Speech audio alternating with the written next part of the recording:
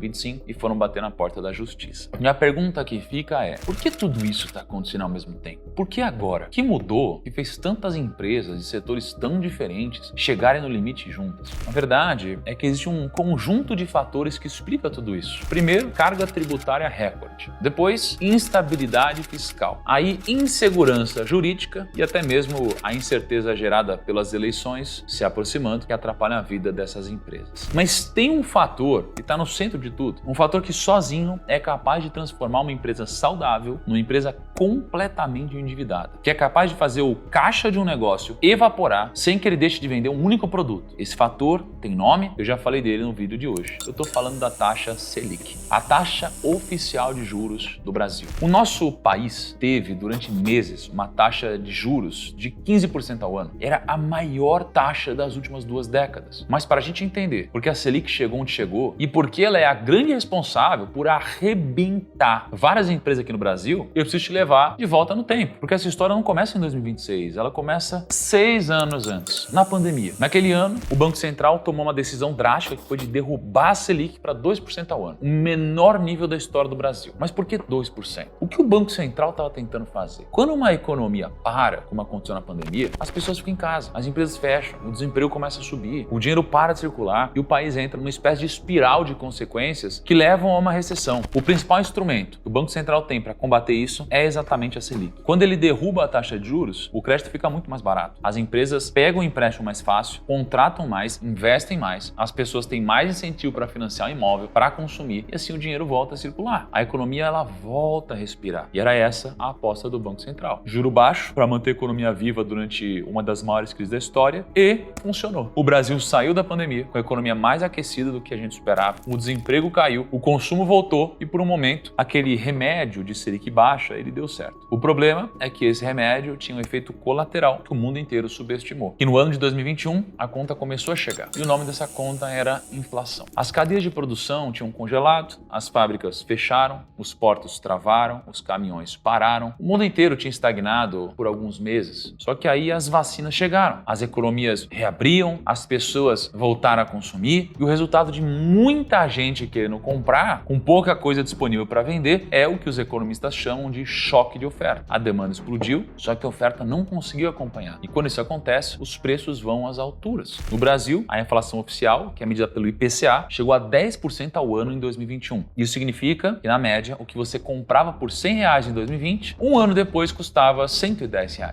vocês terem uma noção do quão grande foi a inflação daquele ano, desde que o Plano Real foi criado, o Brasil só teve uma inflação acima de 10% em 3 anos, nos anos de 2002, por causa da valorização do dólar, pela incerteza política da eleição do Lula. Em 2015, por causa da recessão econômica do governo Dilma e também por causa da valorização do dólar, e no ano de 2021, logo após a pandemia, com a reabertura da economia. E quando a inflação sobe dessa forma, o Banco Central se vê obrigado a fazer exatamente o oposto do que ele tinha feito durante a pandemia. O mesmo Banco Central que derrubou a Selic para 2% para salvar a economia, agora precisava subir os juros para salvar a economia de novo. E por que eles precisavam fazer isso? Porque quando a taxa de juros sobe, o crédito fica mais caro. Financiar um carro, comprar parcelado, pegar um empréstimo, tudo fica mais caro. Então as pessoas consomem menos. As empresas param de contratar, param de expandir, param de investir e a economia desacelera e a inflação, por consequência, começa a ceder. Um remédio bem amargo, mas funciona. Então a Selic foi de 2% em março de 2021 para 13,75% em agosto de 2022. É uma alta de quase 12 pontos percentuais em menos de um ano e meio. O remédio então funcionou. A inflação que estava em 10% em 2021 foi cedendo. No ano seguinte, em 2022, o IPCA já tinha caído praticamente pela metade. E agora, a inflação oficial do Brasil estava em 5,7%. Então, em agosto de 2023, o Banco Central fez o que todo mundo estava esperando. Ele começou a cortar os juros. Devagar, reunião por reunião, a Selic foi caindo de 13% para 12%, para 11%, chegou a 10,5% em junho de 2024. Parecia que o pior tinha passado, que o Brasil finalmente estava saindo do ciclo mais brutal de alta de juros das últimas décadas. A Selic estava em 10% e existia uma esperança de que a gente poderia voltar a uma taxa de juros como a gente tinha em 2019. Até setembro de 2024. Naquele mês, o Banco Central reverteu o movimento e começou a subir a taxa de juros de novo. E dessa vez, subiu rápido. Na verdade,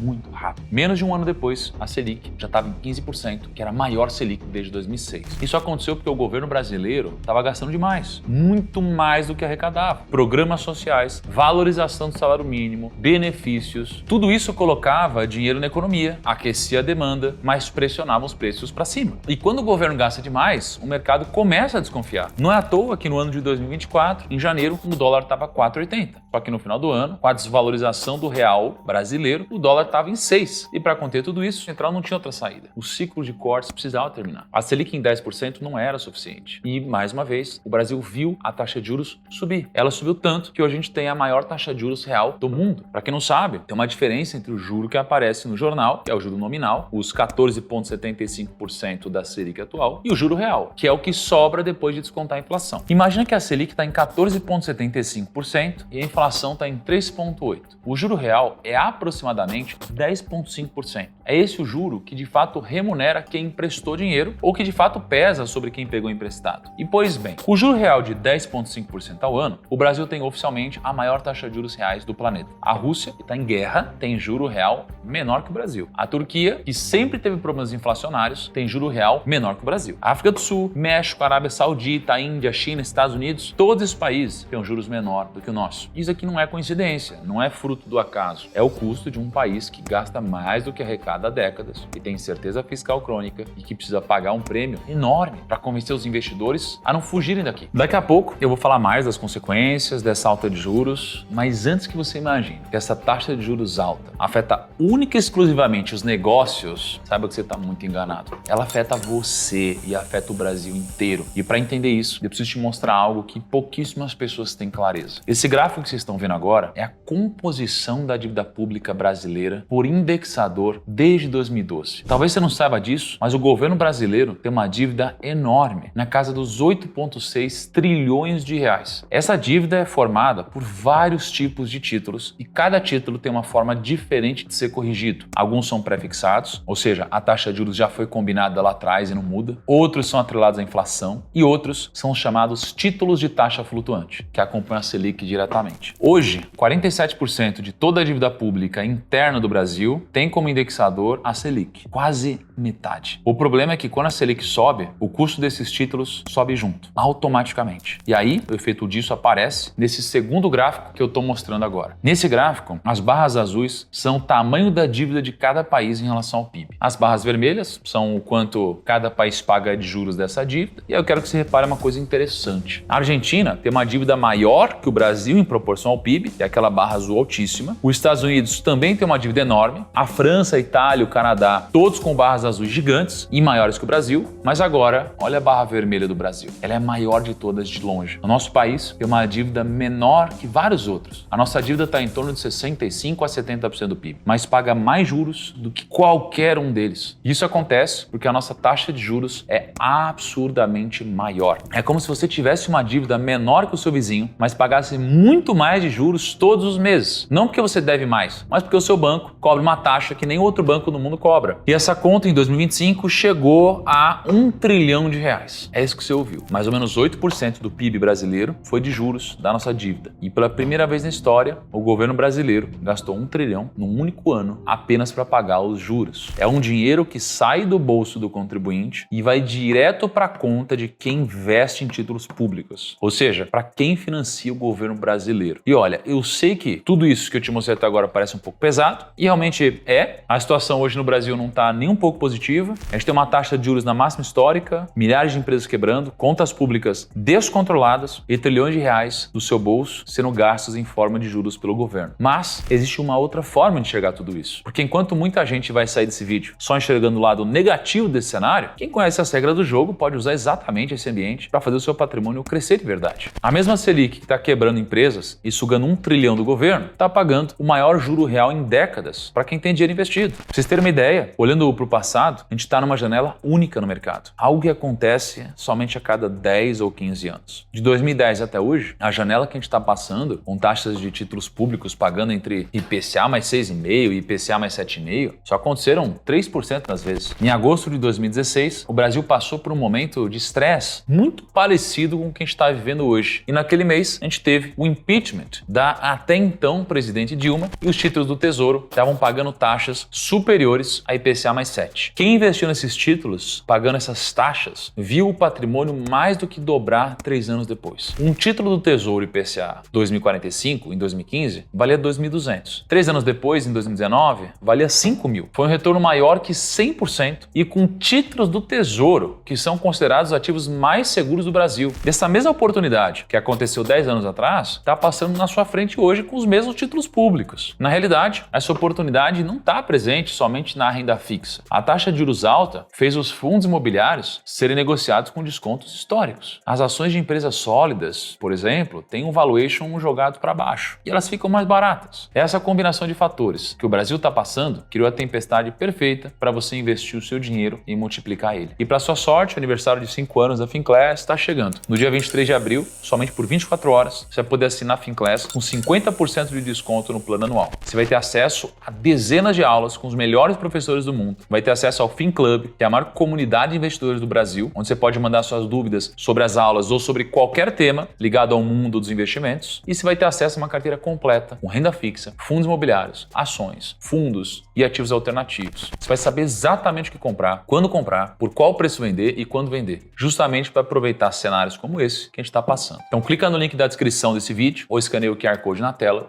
e você vai poder entrar na lista de espera para assinar a Finclass e aproveitar esse desconto. Agora que você entendeu todo o caso da recuperação extrajudicial da Raízen e do Pão de Açúcar, de como o Brasil saiu de uma Selic em 2% durante a pandemia para uma de 15%, que é a maior em 2 décadas, e de como essa taxa de juros absurda afeta empresas, afeta diretamente o seu bolso e drena 1 trilhão do bolso do contribuinte brasileiro todo ano, agora a gente precisa falar de um outro problema. Um problema um tanto quanto paradoxal, eu diria assim, que acontece com o nosso país. Porque afinal de contas, eu disse para você que no ano de 2025 o Brasil teve 5.680 empresas pedindo recuperação judicial, foi um número recorde, quase 3 vezes maior que o número de empresas pedindo RJ na pandemia, mas o problema é que esse número ainda é baixo. Antes de você me xingar nos comentários, calma que você vai entender onde que eu quero chegar. Deixa eu fazer uma pergunta. Quantas empresas você acredita que fecharam no Brasil no ano de 2025? Antes de continuar o vídeo, deixa nos comentários a sua resposta. Pois bem, talvez você não saiba disso, mas no ano passado, somente entre janeiro e agosto, mais de 1,9 milhão de empresas fecharam no Brasil. Presta atenção, 1,9 milhão de empresas fecharam. A gente ainda não tem o dado oficial do ano inteiro, de 2025, mas supondo que sejam 2,4 milhões de empresas. O mesmo número de 2024. A gente está falando que 7 negócios são extintos por minuto no nosso país. E agora com a Selic em 15%, esse número provavelmente tem chance de ser ainda maior. Foram 2 milhões de empresas fechando e 5.680 pedindo recuperação judicial. Você percebe a diferença? De todos os negócios que fecharam, só uma fração minúscula usou um instrumento que a lei criou exatamente para isso. Para salvar empresas que têm viabilidade, mas estão com problemas financeiros. E sabe por que isso acontece? Porque no Brasil, entrar em recuperação judicial, infelizmente, ainda é visto como algo vergonhoso. O empresário brasileiro, ele carrega um estigma cultural enorme. Para muita gente, RJ é sinônimo de falência, de fracasso, de incompetência, de má gestão, quando na verdade é exatamente o contrário. Entrar em recuperação judicial é uma estratégia legal, regulamentada, criada justamente para dar à empresa uma segunda chance. E não foi o Brasil que inventou isso. A nossa lei de recuperação judicial, que é a Lei 11.101, de 2005, foi inspirada diretamente no Chapter 11 do Bankruptcy Code americano de 1978. Só que nos Estados Unidos, a cultura em torno disso é completamente diferente. O Chapter 11 americano não é falência, ele é uma reorganização. A empresa, ela continua operando, continua atendendo o cliente, continua pagando o fornecedor do dia a dia. O que muda é que ela ganha proteção temporária para renegociar as dívidas financeiras com calma, sem os credores batendo na porta. Empresas como a General Motors, a United Airlines, a Hertz, todas passaram pelo Chapter 11 e todas continuam operando. Algumas, inclusive, saíram mais fortes do que entraram. Nos Estados Unidos, um empresário que passou pelo Chapter 11 é visto como um guerreiro. É alguém que enfrentou uma crise, que usou os instrumentos disponíveis e fez um turnaround bem sucedido. No Brasil, esse mesmo empresário é olhado com desconfiança, é o cara que quebrou, e isso tem consequência direta nos números. Aqui no país, por volta de 2 milhões de empresas fecharam e só 5.680 entraram em RJ. Ou seja, menos de 0,3% usaram RJ.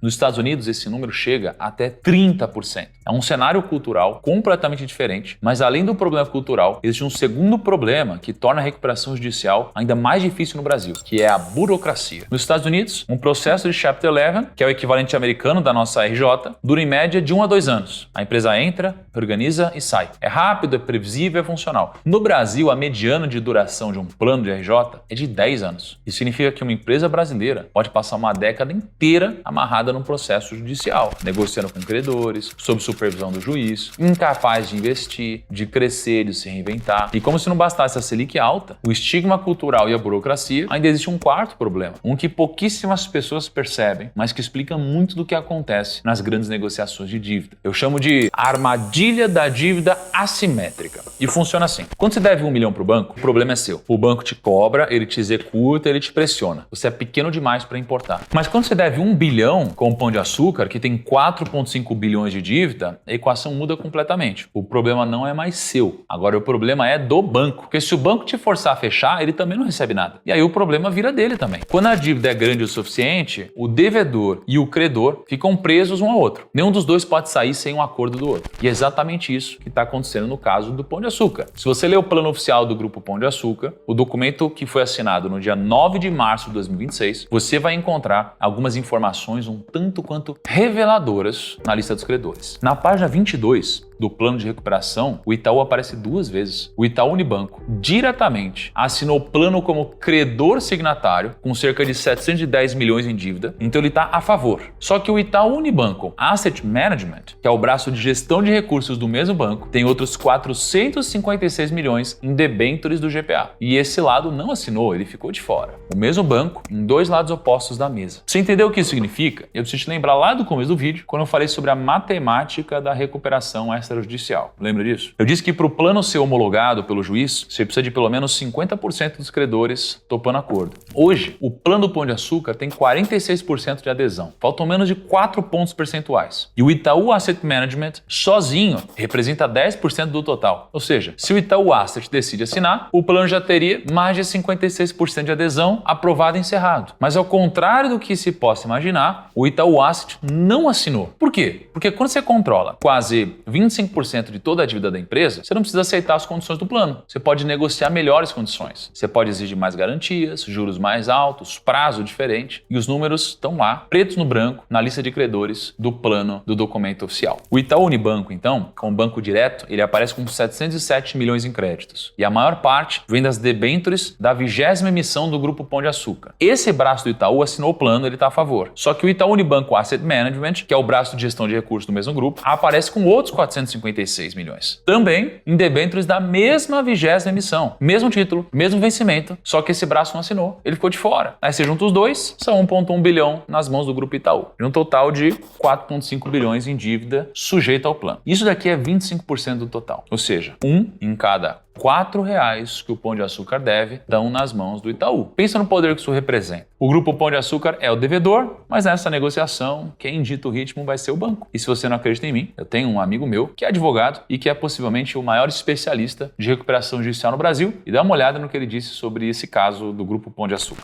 O Itaú é um banco que possui mais de 25% do total dos débitos do grupo. E mesmo assim ele votou a favor com 15% e na outra parte dos 10% ele votou contra. Qual é a lógica? O que está acontecendo? Olhando a relação de credores, você verifica que a GPA já teve 46% da adesão total para a suspensão das cobranças, mas não apresentou ainda o formato de pagamento, que demonstra uma situação muito perigosa em relação a todos os credores. E aqui eu não falo apenas dos bancos, eu falo dos fornecedores também.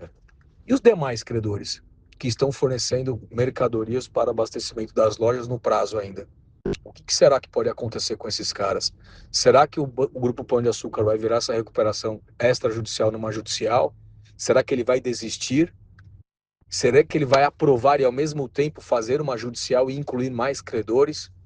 A situação está muito indefinida e essa é a última atualização que nós temos do caso. Enfim, é exatamente por causa de situações como essa que muita gente ainda tem medo de entrar em recuperação judicial. Porque na teoria, a RJ e a RE são instrumentos de proteção para a empresa. Na prática, quando você entra nesse processo, você senta numa mesa com seus maiores credores e quem tem mais dinheiro a receber tem mais poder de negociação do que você. É por isso que mais de 2 milhões de empresas fecharam em 2025 e só 5 mil entraram em RJ. E aí que surge uma pergunta que muita gente está se fazendo. Se o Brasil está com milhares de empresas fechando, com a maior taxa de juros dos últimos 20 anos e a maior taxa de juros real do mundo, se as RJs ajudam, mas em alguns momentos não são o suficiente, o que fazer então? Qual a solução no meio de todo esse caos? Alguns tentam se adaptar, cortam custos, enxugam operação, tentam sobreviver dentro das regras de um jogo que parece feito contra eles. Outros desistem, fecham as portas, demitem os funcionários e somem. Mas outros empresários, literalmente, foram embora. Eles não fugiram com vergonha, eles fizeram as contas, eles olharam para os números, eles pesaram o custo de continuar no Brasil contra o custo de começar em outro lugar e tomaram uma decisão racional. E essa decisão, para muitos deles, teve o mesmo destino. Um país que o brasileiro sempre olhou com certo deboche, um país que virou piada por décadas, um país que na cabeça do brasileiro médio era sinônimo de contrabando, e hoje milhares de pessoas e de empresas se mudam para lá. Eu tô falando do Paraguai. Para muita gente isso pode parecer absurdo à primeira vista, o Paraguai, né? Mas o mesmo país que o brasileiro sempre usou como sinônimo de produto falsificado, por décadas o brasileiro riu do Paraguai, chamava de paraguaio tudo que era falsificado ou inferior, era uma piada cultural, só que enquanto o brasileiro tirava sarro, o Paraguai simplificava as leis, cortava impostos e criava um dos sistemas tributários mais atrativos da América do Sul inteira. E o resultado dessa diferença está batendo na nossa porta agora. Os brasileiros não estão mais rindo do Paraguai, eles estão se mudando para lá. Mas para entender por que essa decisão faz tanto sentido, eu preciso te mostrar o que o Paraguai fez que o Brasil não fez. O sistema tributário paraguaio é conhecido como 10-10-10. 10% de imposto de renda para pessoa física, 10% de imposto sobre o lucro das empresas e 10% de IVA, que é o equivalente ao nosso ICMS. Isso é tudo. Não tem COFINS, não tem PIS, não tem CSLL, não tem cascata de tributos onde você paga imposto sobre imposto. É simples, é previsível, é definido como política do Estado e que não muda a cada eleição. Já o Brasil é um manicômio tributário. O imposto de renda para pessoa jurídica pode chegar a 34%, a reforma tributária que está chegando vai empurrar o IVA para perto de 28%, potencialmente o maior do mundo, e os encargos trabalhistas são gigantescos. E além do 10-10-10, o Paraguai tem um outro instrumento ainda mais poderoso para as indústrias, que é a Lei de Máquila, criada em 1997, e ela funciona assim. Você vai instalar uma operação industrial no Paraguai, você vai importar máquinas e matéria-prima com imposto zero, você vai produzir lá e você vai exportar o produto final pagando só 1% sobre o valor que você agregou